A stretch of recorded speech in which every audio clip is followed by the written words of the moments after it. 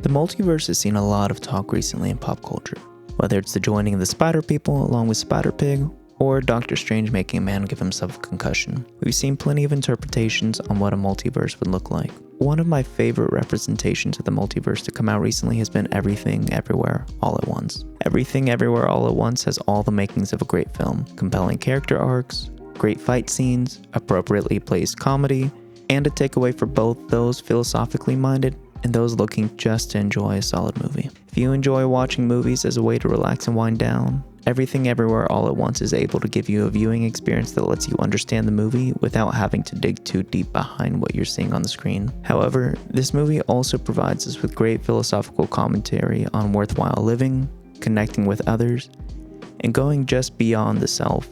While this movie can be viewed as a presentation on nihilism and absurdism, I think Everything Everywhere goes beyond these philosophical schools of thought to provide us with a glimpse of what it looks like to go beyond our own subjectivity. Today, I'm going to talk about the path to intersubjectivity and how Everything Everywhere gives us a guide to connecting with others through intersubjectivity. First, let's talk about what an intersubjective perspective looks like. There are many different lenses we can use to view the world. These different lenses impact how we navigate through the world, and perhaps more importantly, what we deem meaningful. Some of the ways that we can view the world are religious, scientific, or subjective. While I'm sure you can think of a plethora of examples of how these manifest in ourselves, others, and history, one useful way to conceptualize the different lenses we use is developmentally. Ken Wilbur, in his book A Theory of Everything, gives a developmental account of these different lenses and demonstrates how they impact our views of the world. Wilbur gives an account of 7 different stages that characterize worldviews. When looking at these different worldviews, it's important to realize that these worldviews are both within individuals, in society, and have historical counterparts. These 7 stages are archaic/instinctual, power gods, magic/animistic, mythic/membership, formal/rational, pluralistic/relative, and integral/holistic. According to Wilbur, the archaic stage is one that is characterized with our basic survival needs. At this stage, people are only concerned with surviving. An example of this stage can be seen in infants. The next stage is the magic stage. The magic stage is characterized by a strong belief in what can be considered superstition. Individuals at this stage may have a belief in spirits and spells. Following the magic stage is the power god stage. This stage is mainly concerned with power, strength, and protection from big others. For example, societies with feudal empires would represent this stage. The mythic membership stage is embodied by the belief that life is meaningful and direction is given by an all-powerful other. Oftentimes, this comes from a religious outlook. After this stage is the rational stage. This stage is what philosophers would consider modernity and is characterized by rationality, a belief in scientific endeavors, and a belief in objectivity. This stage can be seen in the Enlightenment thinkers with their optimistic belief in the power of rationality and science to give us truth. Moving past the rational stage is the pluralistic stage. This stage is where postmodern thinkers would find themselves, and a heavy emphasis is placed on subjectivity, relativism, and the dissolution of truth with a capital T. Moving beyond the pluralistic stage is the integral stage.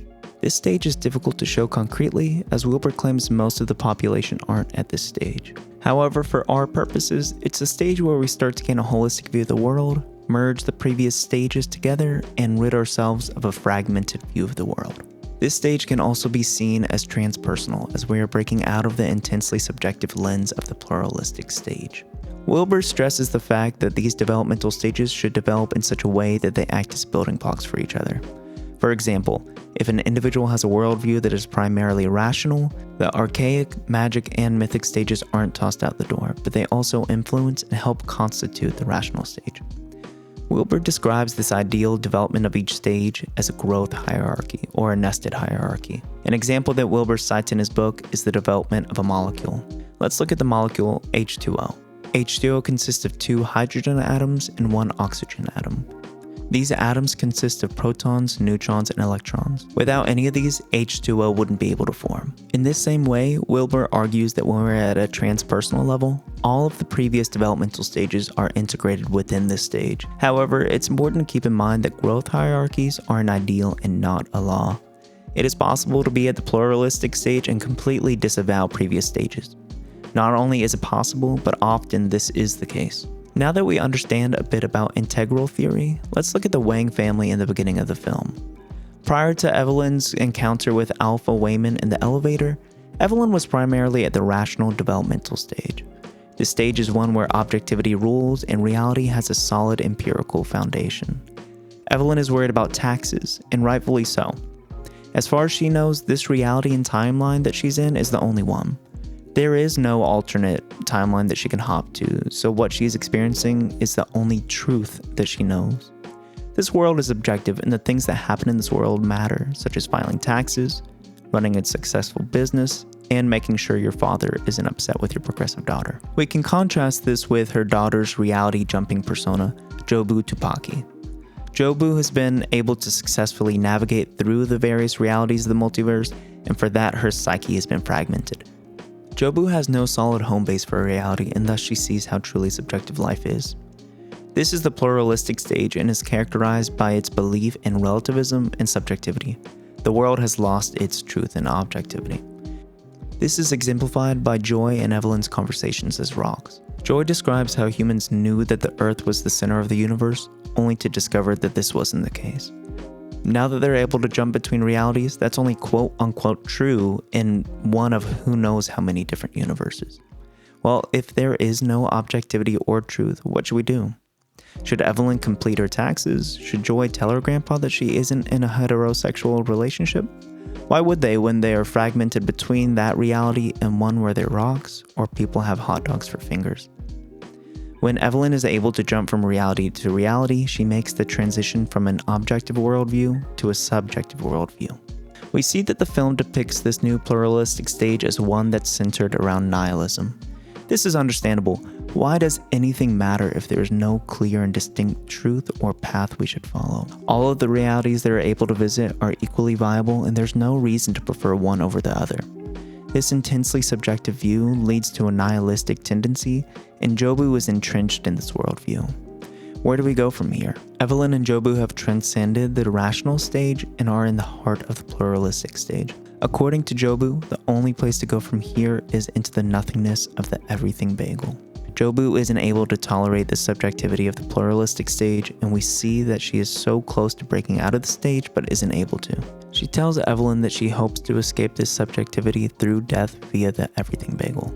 She then takes Evelyn's hand for both of them to go in, and then she says, "At least this way I don't have to do it alone."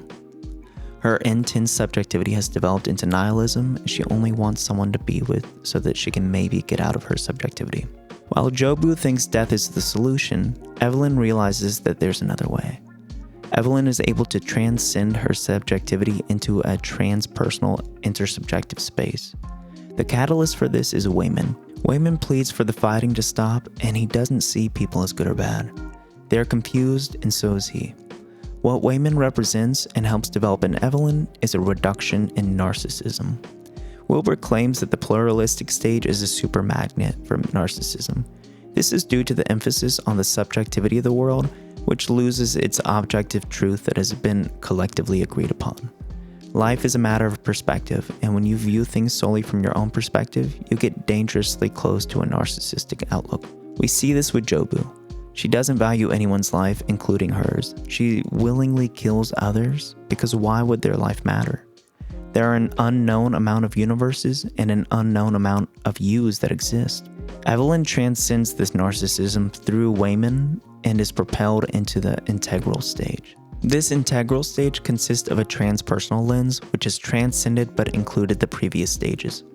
Specifically, the rational and pluralistic stages are still integrated in this new transpersonal stage. She doesn't disregard the previous pluralistic stage as she hugs Joy and says nothing matters with a chuckle.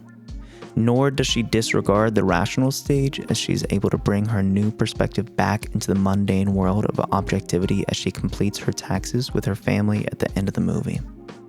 The main objective now is to show kindness. There are no enemies in front of Evelyn at this stage, only people. People who are just like her. They get happy, sad, fall in love, get hurt, feel bad about themselves, and are doing what they believe to be right. Evelyn is able to connect with others and experience them in the same way she experiences herself, as a whole person.